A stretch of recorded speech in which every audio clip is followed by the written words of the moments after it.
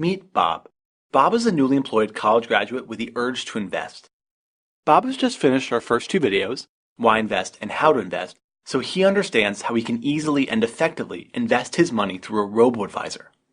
While Bob is proud of this newfound knowledge, one obstacle remains in his path: alphabet soup. Every day, Bob is confronted by a terrifying array of terms: 401k, IRA, the list goes on and on. Luckily for Bob, we've got him covered. Let's start with the most basic: 401ks and 403bs. These are tax advantage investment accounts designed for retirement and offered by either a for-profit employer, in the case of a 401k, or a nonprofit or government employer, in the case of a 403b. In either case, both accounts are virtually identical and come in two forms: traditional or Roth. So what's the difference? Well, with a traditional 401k, the money you put in is pre-tax and then only taxed when withdrawn at retirement, while with a Roth 401k, it's the opposite. So which one should you choose? Well, as the math turns out, Roth 401ks are perfect for most people, especially for those in a low to moderate tax bracket, like 25% or below. In contrast, traditional 401ks are generally better for those in a higher tax bracket. In either case, your employer may match your contributions up to a certain amount, like 5% of your total salary. Sounds pretty great, right? After all, free money and tax advantage growth. What's not to love? Well, a few things. 1. As of 2016, your contributions are limited to up to $18,000 per year. 2. Not only will your employer restrict you to a specified list of funds, you'll also have to pick them yourself, which can be a real challenge. However, you can avoid this, either by using our recommended robo-advisor to manage your 401k, or by manually selecting what's called a life cycle or target date fund, which operates much like the robo-advisors we've described in our previous video, just with less flexibility and personalization. 3. And here's the real kicker: you generally can't cash out of your current 401k unless you meet a hardship exemption, like excessive medical expenses.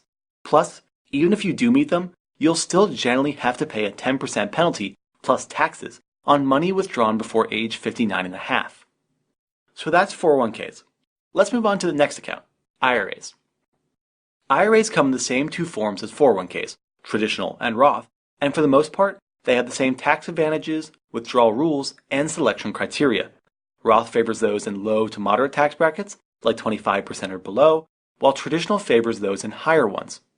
However, there's a few differences between IRAs and 401ks to be aware of. 1. Your contributions to an IRA are more limited, currently only $5,500 per year across both traditional and Roth accounts. 2. You're barred from contributing to a Roth IRA at certain high income thresholds. 3. If you're a small business owner or freelancer, you can also open a SEP IRA, which operates just like a traditional IRA, just with a much higher contribution limit. 4. Unlike a 401k, almost every brokerage firm, including robo-advisors, will allow you to open an IRA and select whatever fund you want. This is incredibly useful, especially if your 401k has costly or undesirable options. Plus, withdrawing money is also easier in an IRA, as you don't need a hardship exemption. Though, if you're below age 59 and a half, you'll still have to pay the 10% fee and taxes. So that's IRAs. So how do you choose between them and a 401k? Well, we have a simple rule of thumb. First, contribute to your 401k until you hit maximum matching, then max out your IRA, and then finally, return to max out your 401k.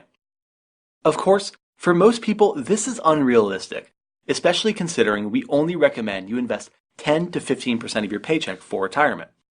However, for educational purposes, let's say you've maxed out both. What do you do then? Well, you can then put the remainder of your investing money into any taxable account offered by any brokerage firm, including robo-advisors. While these accounts lack tax advantages, they also have zero limitations on contribution size and withdrawals, making them a great home for the rest of your investable money. Finally, a bit of housekeeping.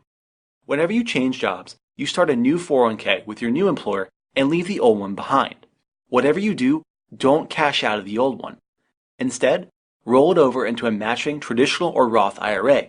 This will allow you to consolidate your funds and lower your fees while avoiding any tax or withdrawal penalties. And don't worry, robo-advisors make this process a breeze. Congratulations.